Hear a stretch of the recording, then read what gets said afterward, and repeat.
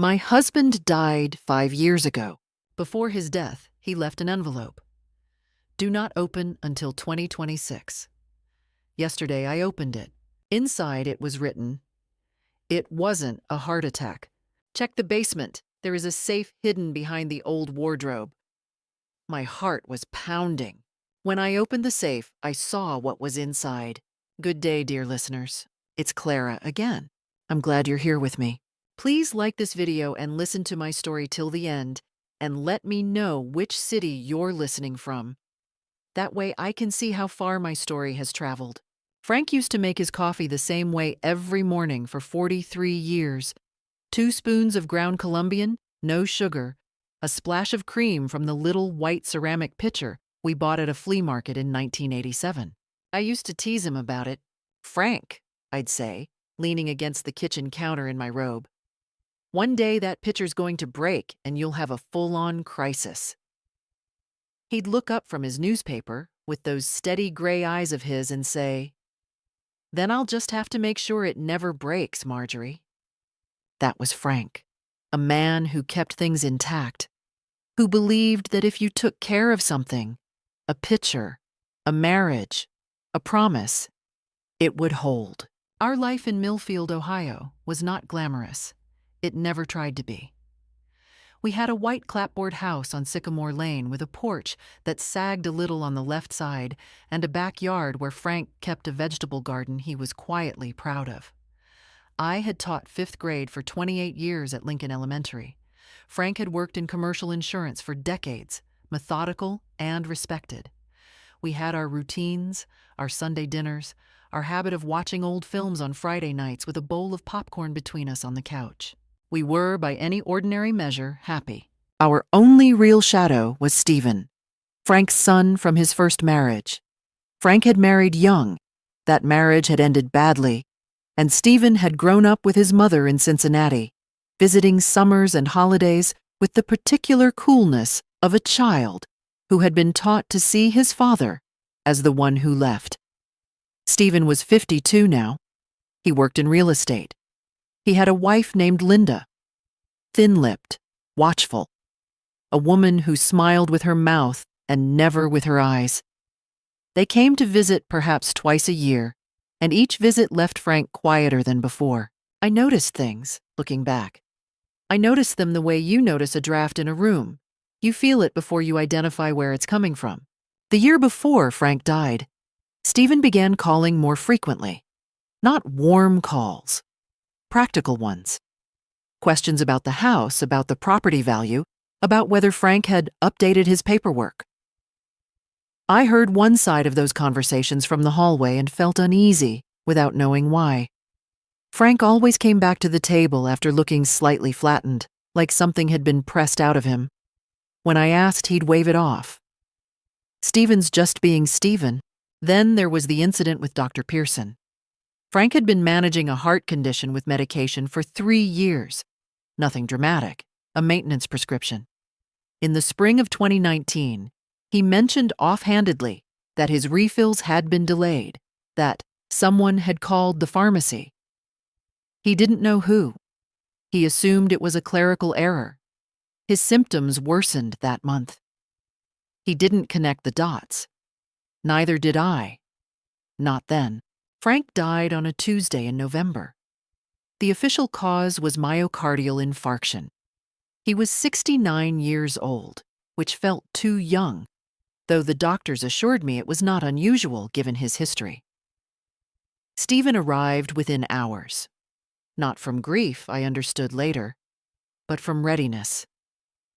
The funeral was handled quickly. The will was read. And somehow, in the fog of those weeks, I signed documents I barely read, and Stephen walked away with Frank's investment accounts and a portion of the property rights to a commercial lot Frank had owned in Columbus. I told myself I was too grief-stricken to question it. The truth is, I was. For 5 years, I lived with the quiet and the white clapboard house and the ceramic pitcher. I kept teaching, substituting now since retirement. And I kept the garden badly, and I made peace with being alone. Then, last week, I opened the envelope. It had been in the top drawer of Frank's old desk, paper clipped to a short handwritten note. Marjorie, do not open until 2026. His handwriting, unmistakably. Careful, slightly left-leaning, the same hand that had written me notes for 40 years. I had known it was there. I had respected it. I had not asked myself why he'd chosen that year, what he had expected me to find by then, what he had been afraid to tell me while he was living. I sat down at the kitchen table with a cup of coffee. No cream, I'd run out. And I opened it. The note inside was 2 paragraphs. Short, direct. Frank always got to the point. This was not a straightforward heart attack. I have reason to believe my medication was interfered with. I could not prove it while I was alive. Check the basement. Behind the old wardrobe, there is a safe. The combination is the year we met. Inside, you will find what I found. I read it 3 times. I set it down. I picked it up and read it again. Then I went to the basement. The wardrobe was where it had always been. Heavy oak, pushed against the north wall, buried under old coats and boxes. I moved what I could and squeezed behind it. The safe was there. Small, gray, bolted to the wall at knee height. The year we met, 1974. Left, right, left. A click. I opened the door and I looked inside. There was a manila envelope, a small spiral notebook with a red cover, and a folded sheet of paper that turned out to be a photocopy of a document I recognized, or thought I recognized, as Frank's will.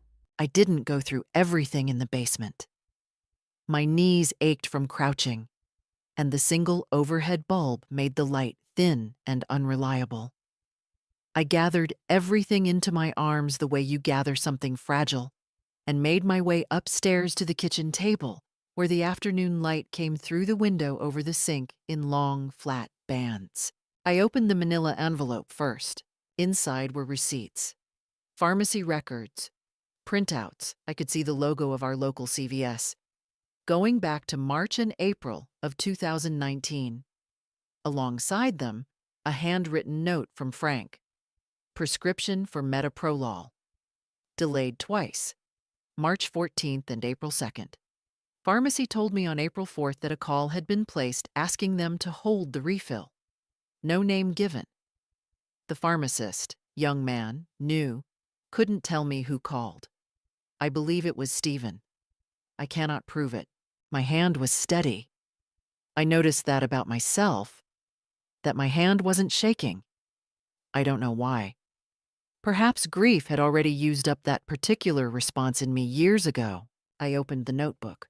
Frank had always been a methodical man. What I found there was consistent with everything I knew about him.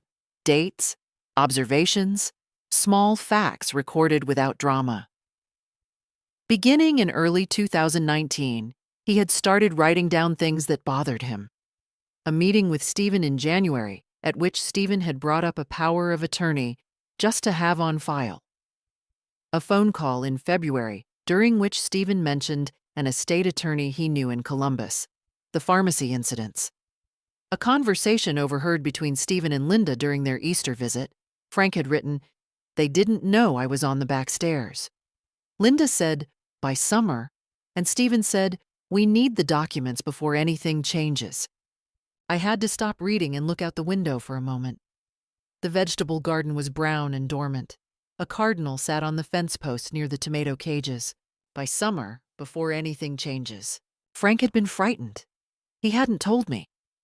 I understood why.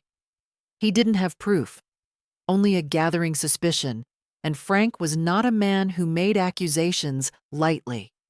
He had been building a case, quietly, carefully, the way he did everything.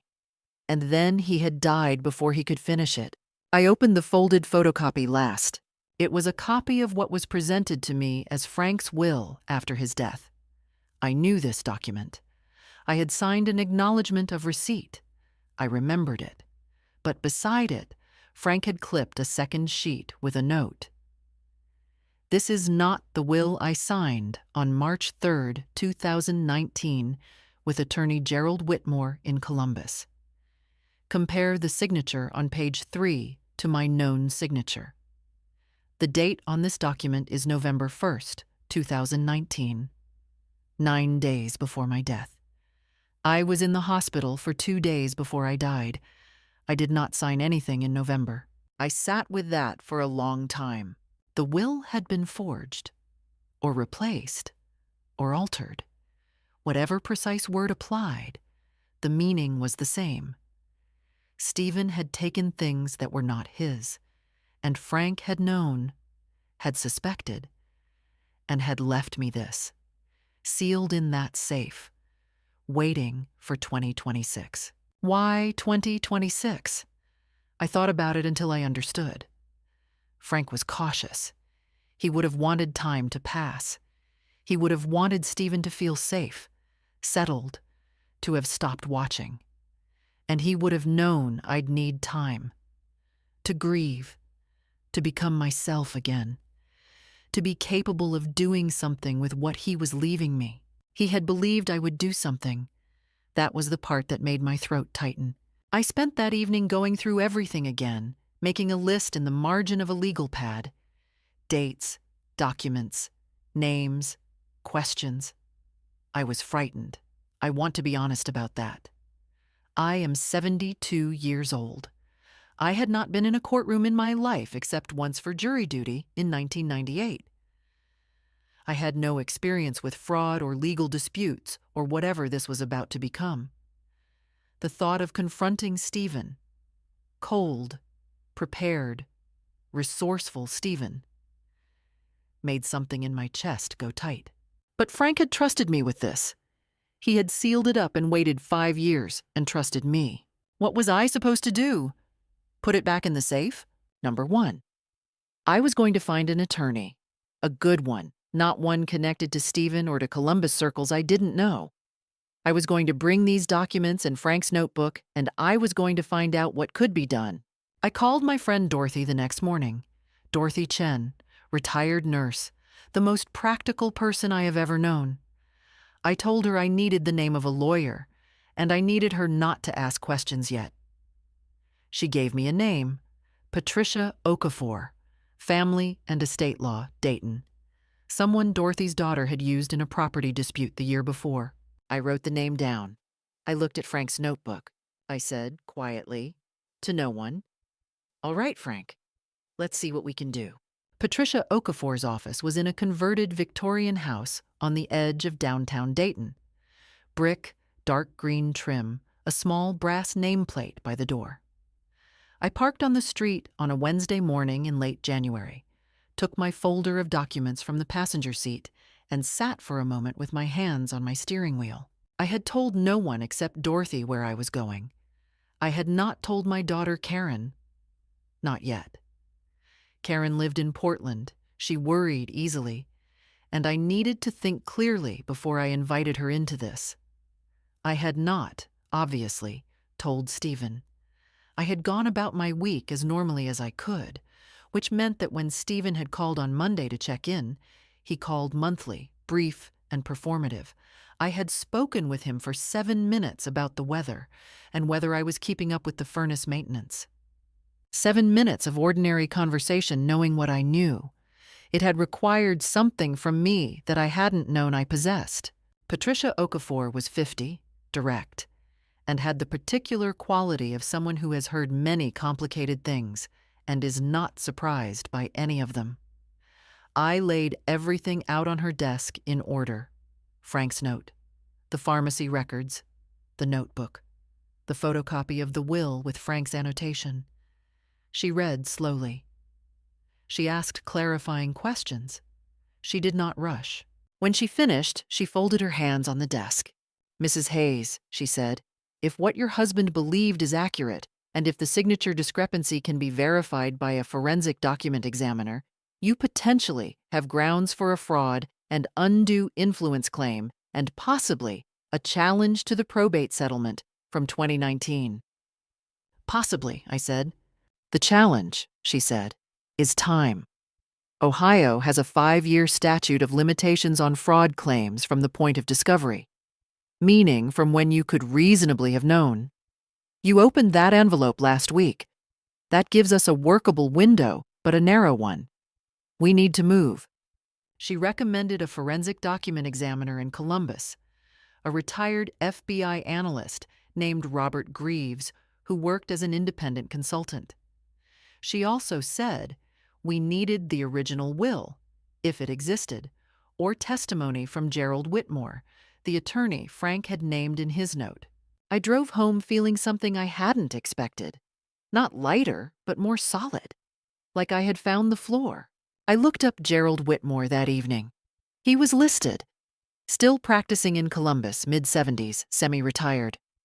I wrote down his number. What I did not anticipate was Stephen. He called 3 days later. Not his usual first-of-the-month call. It was a Thursday, random, and his voice had a different quality. Casual in a way that was too careful. Just checking in, Marjorie. How are you keeping yourself busy? The usual, I said. Some substituting, some reading. Going through any of Dad's old things? A pause so brief I might have imagined it. I only ask because Linda and I were thinking, there might be some items from the house you'd want help sorting. We could come up sometime. After 5 years of twice-yearly visits, he wanted to come up on a random Thursday in February. I told him I'd let him know. When I hung up, I stood in the kitchen for a moment. How did he know? He couldn't know. I hadn't told anyone. And yet the call was too convenient, too probing. The timing was wrong. Then I thought of the safe.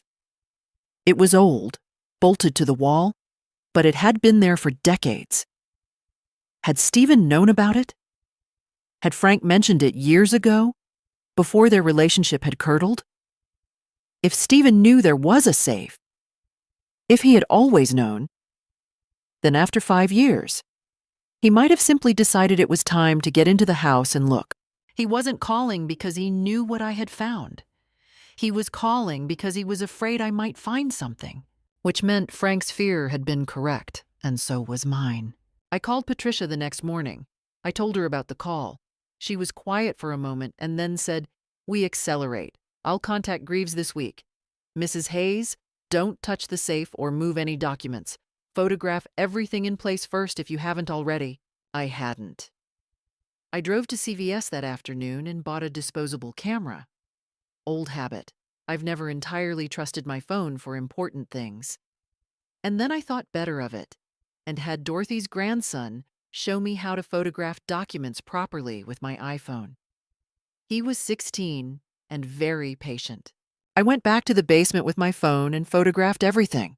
The safe, the wall, the position of the wardrobe, every document in sequence. And then, because I believed in being thorough, I called Gerald Whitmore's office. His receptionist answered. When I gave my name and said I was Frank Hayes' wife and that I needed to discuss a will signed in March 2019, there was a silence on the line. Then the receptionist said, "Mr. Whitmore has been expecting a call from someone in your family. Please hold." My heart was beating in my ears, expecting a call. Gerald Whitmore had been waiting. He came on the line and he said, "Mrs. Hayes, I'm glad you called. I kept a copy of the original will. Your husband asked me to. He said someone might come looking for it eventually." That was the moment there was no turning back. Gerald Whitmore drove up to Millfield himself. He was 74, wore a heavy wool coat, and walked with a cane he seemed to regard as an inconvenience. He sat at my kitchen table with a cup of coffee. He took it black and placed a sealed envelope on the table between us. "Frank came to me in late October of 2019, he said, 3 weeks before he died. He told me that a will had already been filed in probate under his name and that he had not signed it. He showed me his own copy of what he had actually signed with me in March of that year." He paused. "He asked me to retain the originals and my records of the signing session, including the notarized witnesses. He said he was afraid, and he asked me to wait. He said his wife would come eventually." "He didn't tell the police," I said. He was dying, Mrs. Hayes. He knew it. His prognosis after the worsening cardiac event was not good, and he didn't have the time or the physical strength to pursue it, and he was afraid that if he moved too early, Stephen would find a way to discredit or bury it. He chose the long route. Whitmore looked at me steadily. He chose you. I took the envelope. Inside was the original will, signed and notarized in March 2019, with 2 witnesses. A paralegal from Whitmore's office and a client of his who happened to be in the waiting room that day. Frank had left the house and his pension accounts to me outright. There was a bequest to a local literacy charity. There was a small sum to Stephen. $5,000 with a note Frank had dictated. I wish him well. I cannot give him more than I trust him with. That sentence undid me more than anything else. I sat with it for a moment before I put the will back in the envelope. Patricia Okafor drove to Millfield 2 days later and took custody of all documents. Whitmore's materials, the originals from the safe, my photographs. She had already spoken with Robert Greaves, the forensic examiner, who had reviewed the photographed copies and expressed strong preliminary concerns about the signature on the probated will. He needed the originals to make a formal determination. Patricia couriered them to his office in Columbus. For 11 days, nothing visible happened. But things were moving. On the 12th day, Stephen called. He didn't begin with weather or furnace maintenance this time. "Marjorie," he said, and his voice was different, stripped of its practiced warmth. "I know you've been talking to Whitmore." I had anticipated this. Patricia had told me it was likely someone in Whitmore's circle, or a courthouse contact who noticed document requests, would let Stephen know. I had prepared. "I've been getting Frank's affairs in order," I said. "There were some questions about documentation." "What kind of questions?" It wasn't a question. It was a statement with an edge to it. "Legal ones," I said. "You might want to speak with your own attorney." A pause. "Marjorie." His tone shifted into something that was meant to sound reasonable and landed instead like a door being slowly pushed closed. Dad was sick at the end. He wasn't himself. Some of the things he might have written down or told people may not accurately reflect. "I'll have my attorney reach out to yours," I said. "You don't want to do this." Quiet. Flat. A different voice than I had ever heard from him. "This will be ugly and expensive and painful for everyone. And at the end of it, you'll have spent everything you have on legal fees, and you'll have nothing to show for it. You are 72 years old. You should be resting." "You should be resting." The audacity of it would have made me laugh in another context. "Thank you for the advice," I said, and hung up. I sat down. My hands, I noticed, were steady again. I was frightened. I want to be accurate about that. Stephen's voice in that moment had been the voice of someone accustomed to getting what he wanted, and there was something in it that told me he was capable of more than a phone call. But the fear had a quality I hadn't expected. It was clarifying. It didn't pull me backward. It pushed me forward. Linda called the following evening. Her approach was different, softer, sadder. She spoke of family, of not wanting Dad's memory tainted by legal proceedings, of how much stress this would cause Karen. Did I really want to put Karen through this? I told Linda politely that I appreciated her concern and that my attorney would be in touch. 2 days of quiet followed.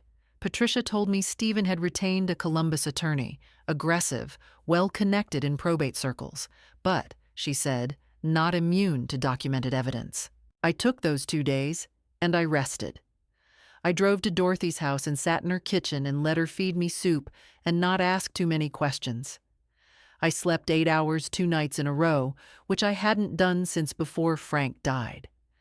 I sat on my sagging porch in the February cold with a blanket around my shoulders and watched the street I had lived on for 40 years, and I felt, for the first time in a long time, that I was exactly where I was supposed to be. The offer came through Stephen's attorney. A letter on thick cream stationery, very official, addressed to Patricia and forwarded to me as a courtesy. Attached was a settlement proposal.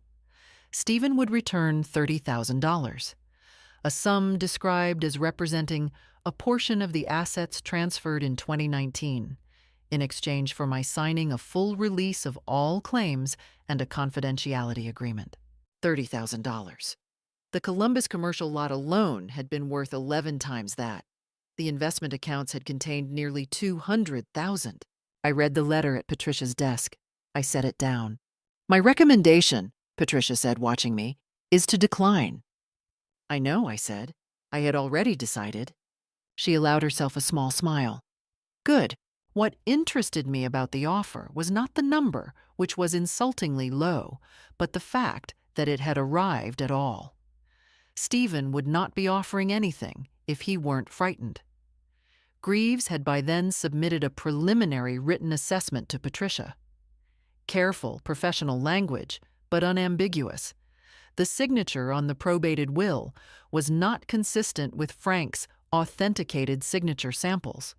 There were specific indicators of tracing or mechanical reproduction.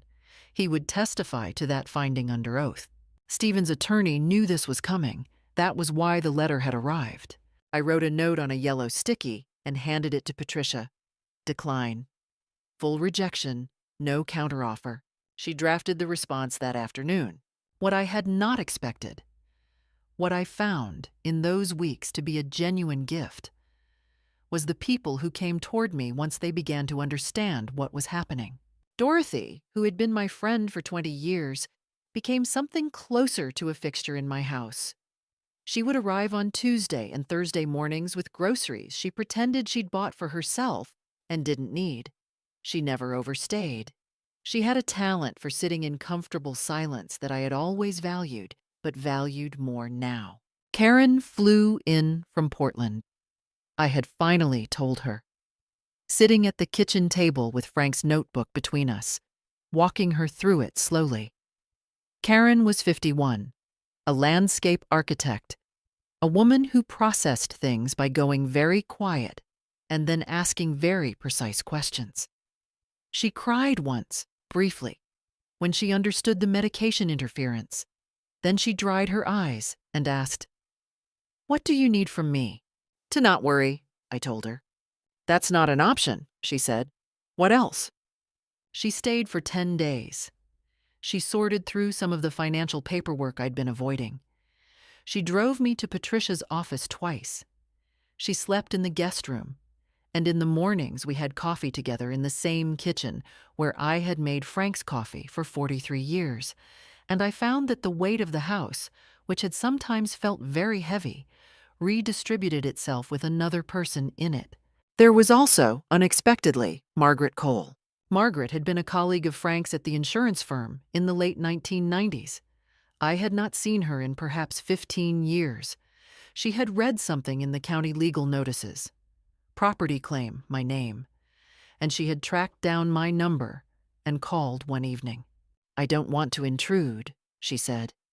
"But Frank was a good man, and if someone is doing something wrong with his estate, I want you to know that I have some things I remember from when Stephen used to call the office, years ago." I told her to please tell Patricia. She did. What Margaret remembered was circumstantial. Conversations she had overheard in which a young Stephen had spoken about his father's assets, with an entitlement that Frank had found alarming enough to mention to her privately. Not evidence exactly, but texture, context. Patricia thanked her and added her information to the file as background. What mattered more was simply that she had called, that Frank had been known well enough and respected enough that someone who hadn't seen him in 15 years picked up the phone. The weeks passed. I kept substituting at Lincoln Elementary twice a week. I found I was grateful for the classroom. the specific absorbing work of paying attention to children, which required nothing from me except presence, and made no demands on the part of my mind that was working through all of this. 10-year-olds do not know or care about estate fraud. They needed help with long division, and I provided it. Stephen did not call again after the settlement letter was refused. Neither did Linda. But I had a feeling, Patricia shared it, that this quiet was not peace. It was preparation. They were watching. They were waiting to see if I would flinch, if age or fatigue or the cost of it would eventually do what their phone calls hadn't. I did not flinch. I made Frank's coffee in the morning in the little white ceramic pitcher, and I looked out at the dormant garden, and I waited with him. They arrived on a Saturday in late March, unannounced, which was itself a statement. I was in the kitchen when I heard a car in the driveway, and when I looked out, I saw Stephen's silver Audi and felt something close to recognition. Of course. The settlement had failed. The quiet period was over. I let them ring the bell twice before I opened the door. Stephen was wearing a jacket and looked like a man who had prepared himself. Linda was beside him in a pale coat, her expression arranged into something meant to look like warmth. She was carrying a small paper bag. Baked goods, I would later see. An offering. A prop. "We were in the area," Stephen said. "Nobody drives through Millfield, Ohio. It is not on the way to anywhere." "Come in," I said. I put the kettle on. I did not take out my best cups. I sat across the table from them and let them settle. Stephen began reasonably. He spoke of family, of his own grief. "Dad meant everything to me, Marjorie, whatever our difficulties." He spoke of how painful it was to see Frank's memory dragged through legal proceedings. He expressed concern for my health, my finances, the stress of a court case on a woman my age. Linda interjected at the right moments with soft, sad expressions. "We just want to find a way through this together." She touched my hand once, briefly, across the table. I did not move my hand. I let her touch it, and I let her see that it made no difference. After 10 minutes of this, Stephen reached into his jacket and placed a document on the table. "A new offer," he explained. "More generous. They were prepared to settle for a number." He didn't say it aloud. He just turned the page so I could see. That was, I noticed, $70,000. Better than the first offer. Still less than a quarter of what had been taken. "We want to make this right," Stephen said. "But a court case, Marjorie, even if you win, which is not guaranteed, the fees, the time, the press in a small town like this—" "Stephen," I said. He stopped. "Gerald Whitmore has the original will. Robert Greaves has submitted a preliminary finding on the signature. Patricia Okafor is prepared to file." I said this the way I had learned to give directions to children, clearly, in sequence, without inflection. "The question is not whether I have enough to proceed. The question is whether you'd like to resolve this before a judge does." Linda's expression slipped for just a moment. Not much. A slight hardening around the eyes. Then it was back. Stephen leaned forward. The warmth was gone now. "You don't know what you're getting into. My attorney will tie this up for 2 years. You'll spend everything Frank left you on litigation. And at your age—" He paused. The pause was calculated. "Things can get complicated. People's competency is questioned. Financial decisions are scrutinized. Are you sure you want people looking closely at how you've been managing things?" There it was. The real message, stripped of the baked goods and the paper bag and the performance of sadness. "We will go after your competency. We will make this ugly." I felt a chill. I won't pretend I didn't. The threat was real. I had read enough about contested probate to know that questioning a plaintiff's mental fitness was a tactic, an expensive and unpleasant one to defend against. My heart was beating faster than I would have liked. But I thought of Frank at the bottom of the back stairs, writing in his notebook, I thought of him going alone to Whitmore's office 3 weeks before he died, knowing he was dying, making sure there was something left for me to find. I thought of what it cost him to do that quietly, without alarming me, without the satisfaction of confronting his son while he still could. He had done his part, the rest was mine. "I think you should leave," I said. Stephen stared at me for a moment. Then he stood. Linda followed, and her face had abandoned its arrangement entirely. What was underneath was something colder and less patient. She picked up the paper bag of baked goods on her way out. She did not leave them. I stood at the door and watched them back out of the driveway and drive away, and I noticed that my hand, holding the doorframe, was gripping it harder than I needed to. Good, I thought. Let it mean something. I called Patricia that evening and told her everything that had been said. I told her about the competency comment. Her voice sharpened. "That's actually useful," she said. "That's witness testimony to intimidation. I want you to write down everything said, as accurately as you remember, and sign and date it. Tonight." I did. The fear didn't leave after that call. But it changed quality. It stopped feeling like something pushing me backward and started feeling like something at my back, propelling me forward. I had always told my students that being brave didn't mean not being afraid. It meant being afraid and doing it anyway. Frank had been afraid too. He'd done it anyway. So would I. The hearing was set for the second week of May in the Montgomery County Probate Court in Dayton. Patricia had filed to vacate the original probate settlement and to contest the submitted will on grounds of forgery and undue influence. Stephen's attorney had filed counter-motions. There had been months of pre-trial procedural work, depositions, document submissions, a formal forensic examination of the original probated will by Robert Greaves, whose conclusions had not changed from his preliminary assessment. I wore the dark blue dress I had worn to Frank's retirement dinner in 2017. It seemed right. I pressed it the night before, slowly, the way I used to press Frank's shirts on Sunday evenings, and I hung it on the back of the bedroom door and looked at it for a moment before I turned off the light. Patricia had prepared me carefully. She had told me what to expect, how to sit, when to speak and when not to. She had gone through my potential testimony twice. I was not the primary witness. Whitmore was, and Greaves was. My role was to be present, credible, and steady. That I could do. The courtroom was smaller than I had imagined, and quieter.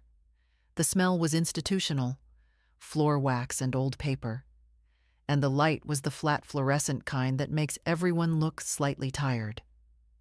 Stephen and Linda sat at the other table with their attorney, a tall man named Fisk, who had the particular confidence of someone who had won a lot and expected to win again.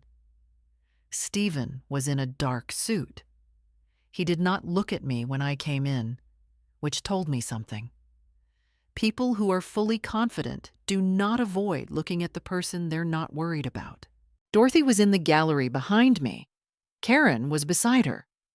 I had told them they didn't need to come, and they had both ignored me, which I had expected, and for which I was quietly grateful. Whitmore testified first. He was methodical, precise, and entirely comfortable on the stand. He had been doing this for 50 years. He described Frank's visit to his office in March 2019. He described the will as signed, the witnesses present, his own notarization. He described Frank's second visit in October 2019, 3 weeks before his death, in which Frank had expressed specific concern that a different document might be submitted in his name after his passing, and had asked Whitmore to retain the originals. He described Frank's face during that second visit. "Tired," he said. "Careful." The face of a man who had already accepted something and was making sure his affairs were in order. That detail had not been in any deposition. Whitmore offered it plainly, without drama, and I saw Judge Torres write something down. Fisk cross-examined. He questioned Whitmore's record-keeping, suggested the visits might be misremembered across a span of years. Whitmore produced his office calendars, his billing records, and the signed engagement letters from both visits. He was unruffled. He had testified against more formidable opponents than Fisk and showed no particular interest in the exercise. Greaves testified next. His testimony was technical and careful, and in places, devastating. The signature on the probated will contained specific characteristics inconsistent with Frank's authenticated signing patterns. Pen pressure, letter formation in the capital H. A particular way Frank's hand trembled slightly, in a consistent and traceable pattern that was entirely absent from the contested document. He described the methodology of his analysis for 20 minutes. He used visual exhibits, side-by-side enlargements of the signatures. From where I sat, even I could see the difference once someone showed you where to look. Fisk challenged his credentials. Greaves answered each challenge with documentation, calmly and without apparent irritation. At one point, Judge Torres, a woman in her 60s with short gray hair and the focused attention of someone who reads everything twice, asked Greaves a direct question about the margin of error in his determination. Greaves gave her a percentage. It was a very small percentage. Then I testified. I had been more nervous about this part than I had admitted to anyone, including Dorothy. I am not a person who speaks in courtrooms. I am a person who speaks to children about fractions. But when I sat down and looked at the room, at Patricia's steady nod, at Judge Torres waiting with her pen, I found that what I felt was less like fear and more like the feeling of standing at the front of a classroom on the first day of school. You know what you know. You say it clearly. You do not embellish. I spoke clearly. I described opening the envelope, finding the safe, the notebook, the pharmacy records, Frank's annotations. I described Stephen's phone calls after I had contacted Whitmore, the shift in his voice, the dropped pretense. I described the visit in March, the paper bag of baked goods, the offer, the escalating pressure, the comment about my competency. When I said that last part, I heard something change in the room. Judge Torres's pen stopped moving. She looked up from her notes. Fisk cross-examined me with the strategy Stephen had telegraphed months earlier. He asked about my age, my health, whether I had been under prolonged stress, whether I might have misunderstood or misremembered Frank's intentions. He asked whether Frank had ever shown signs of anxiety or irrational fear. No, I said. Frank was the most measured person I have ever known. What you are describing as irrational fear was a man documenting a situation he could not resolve while he was alive. He documented it carefully, accurately, and with dated evidence. This proceeding has confirmed every concern he recorded. There was a silence. Stephen had remained composed through most of the hearing. But when Greaves' forensic report was formally entered into evidence, and when Judge Torres asked Fisk directly whether his client wished to contest the forensic findings, and if so, on what evidentiary basis, I watched something shift in Stephen. His jaw tightened. He wrote something on a notepad and pushed it toward Fisk with more force than he likely intended. Fisk read it, kept his expression neutral with visible effort, and told the judge he needed a brief recess. The recess was granted. I sat at the table and looked at my hands and thought about the vegetable garden which Karen and David had replanted, which was doing well. I thought about ordinary things deliberately. It helped. When the court reconvened, Fisk made a motion to continue proceedings pending additional forensic discovery. Judge Torres denied it. She had reviewed the documentation thoroughly. She was prepared to rule. She ruled. The probated will was vacated. The original March 2019 document, as attested by Whitmore and authenticated by Greaves, was entered as the operative will. The prior asset transfers made under Stephen's power of attorney in the final months of Frank's life would be subject to a separate proceeding to determine whether they fell within the scope of authorized activity or constituted exploitation of a vulnerable adult under Ohio law. Stephen sat very still. Linda had both hands flat on the table in front of her, as if she needed to hold on to something. Judge Torres set a date for the asset proceeding. She thanked the attorneys and left the bench. I sat for a moment in the courtroom as it began to empty around me, and I let myself feel the full weight of what had just happened. Not triumph, not exactly. Something more like the end of a long sentence that had been waiting 5 years for its period. I thought of Frank at Whitmore's desk in October 2019, tired and careful, making sure. We did it, Frank, I thought. We actually did it. The asset proceeding was scheduled for July and took 2 full days. Patricia had spent the intervening weeks building the exploitation case, pulling records of every transfer Stephen had executed under power of attorney in the last months of Frank's life, cross-referencing them against Frank's medical records, establishing the precise timeline of his declining health and the simultaneous acceleration of Stephen's financial maneuvers. The pattern was not subtle once it was laid out in sequence. Once you saw it, you could not unsee it. The Columbus commercial lot had been transferred to an LLC in Stephen's name in September 2019, 6 weeks before Frank's death, 2 weeks after Frank's second cardiac episode. The investment accounts, 2 of them totaling $187,000, had been liquidated and moved in October, during the period when Frank was recovering from a procedure and was, by his own doctor's subsequent testimony, not in a condition to be making or reviewing significant financial decisions. The documentation was clean on its face, which had been the point. But clean documentation and documented intent are different things entirely, and Patricia had spent 4 months establishing the distance between them. A former colleague of Frank's from the insurance firm testified about Stephen's calls to the office in late 2018. Questions about Frank's asset structure that had struck her as strange, that Frank had later described to her as inappropriate, and that had visibly unsettled him. Margaret Cole gave a calm, specific account of what she had heard and what Frank had said. She was not a dramatic witness. She was precise and unhurried, and precision in a courtroom carries more weight than drama.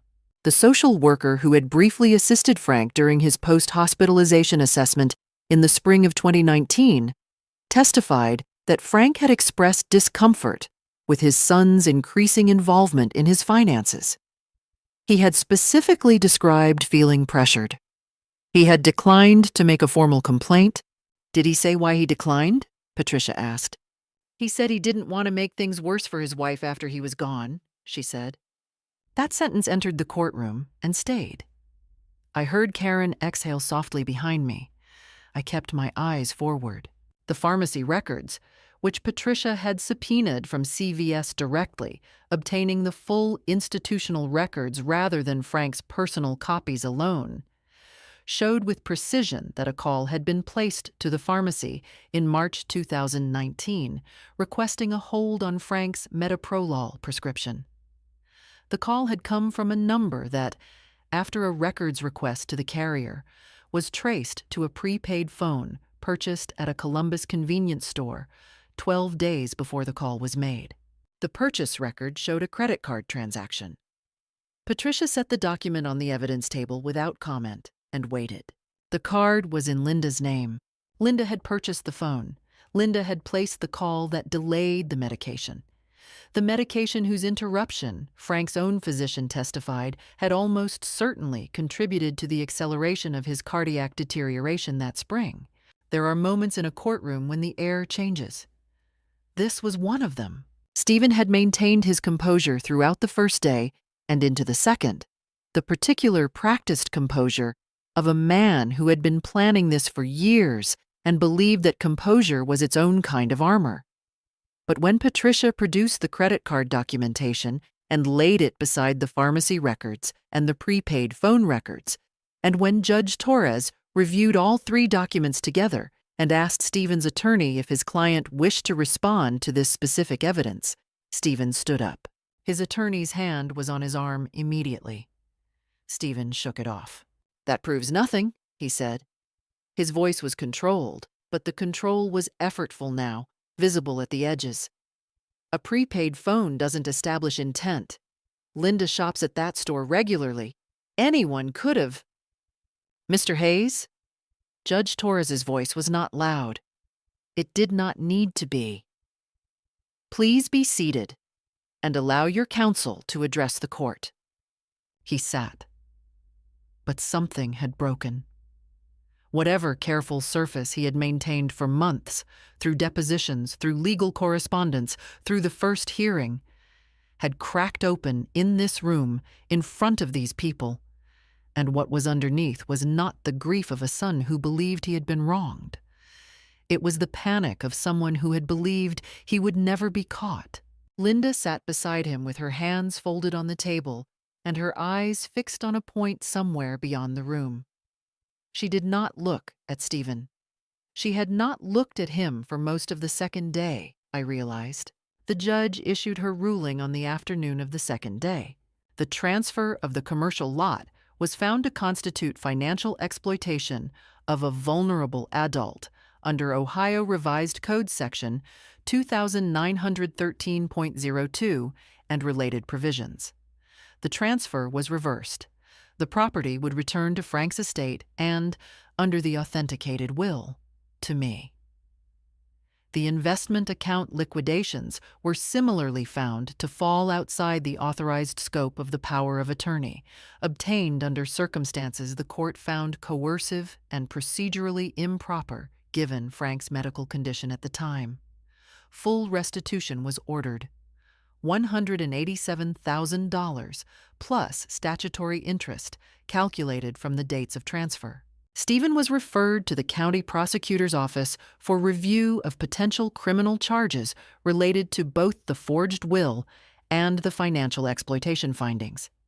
Fisk had gone visibly pale by the time Judge Torres finished.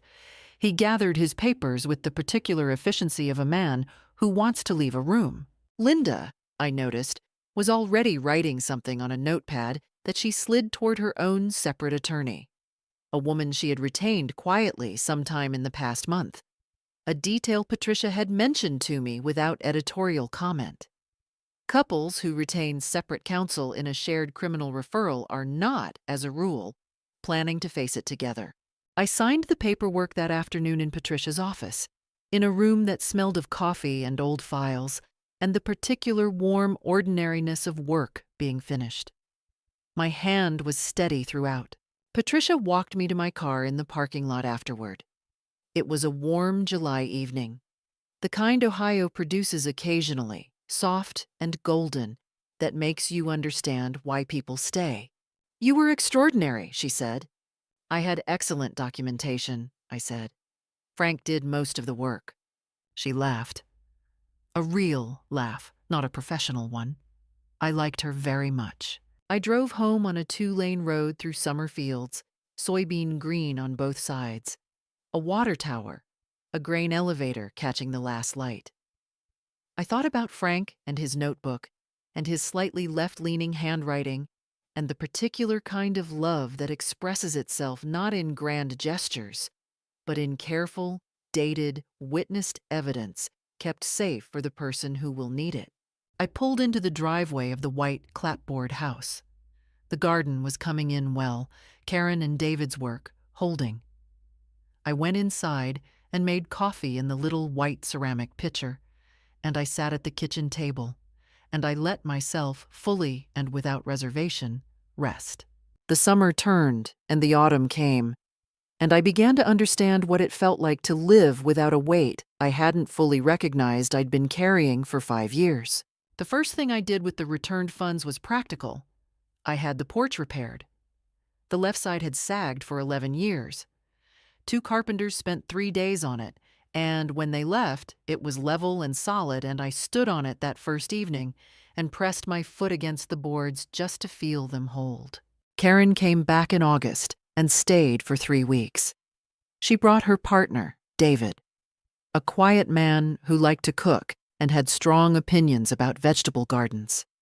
Between the two of them, the backyard was replanted before they left. Tomatoes, peppers, a row of green beans along the back fence. Frank would have approved of the methodology, if not the unsolicited supervision. I started teaching again in September, not substituting this time, but full-time 4th grade. The classroom smelled of crayons and dry heat, and within 3 days, I remembered why I had done this for 28 years. There is something grounding about being needed in a specific, concrete way that asks nothing of you except presence. Dorothy and I took a trip to Savannah in October. 4 days, a rented car, a bed and breakfast with rocking chairs on the porch. We walked the squares in the October heat and ate shrimp and grits. On the last evening, sitting with sweet tea, Dorothy said, "Frank would have liked this for you." "He would have said the sweet tea was too sweet," I said. "He would have drunk 3 glasses," Dorothy said. We were quiet for a while. It was the good kind of quiet. Margaret Cole and I had lunch twice that fall. She told me stories about Frank from the office years. The way he'd handled a difficult client with patience that astonished her. The way he'd brought donuts on Fridays without announcement or expectation of credit. I wrote some of them down in a notebook I bought for the purpose. I wanted to keep them somewhere. Gerald Whitmore sent a Christmas card. Inside, he had written, "Frank was lucky to have someone worth trusting. So were we all." I put it on the mantel. As for Stephen and Linda, by November, the county prosecutor had taken up the criminal referral. Stephen was charged with 1 count of forgery and 2 counts of financial exploitation of a vulnerable adult. The process would take time, but the charges were real, and the documentation was thorough. The practical consequences had already arrived. Stephen's real estate business depended on reputation and professional relationships that do not survive public criminal charges gracefully. 2 of his business partners had quietly distanced themselves by September. A licensing review had been initiated by the Ohio Division of Real Estate. His office had gone very quiet. Linda had retained her own attorney, separate from Stephen's. By December, I learned, through Patricia, that she had entered into a cooperation agreement with the prosecutor's office. What she had agreed to provide had apparently been worth their consideration.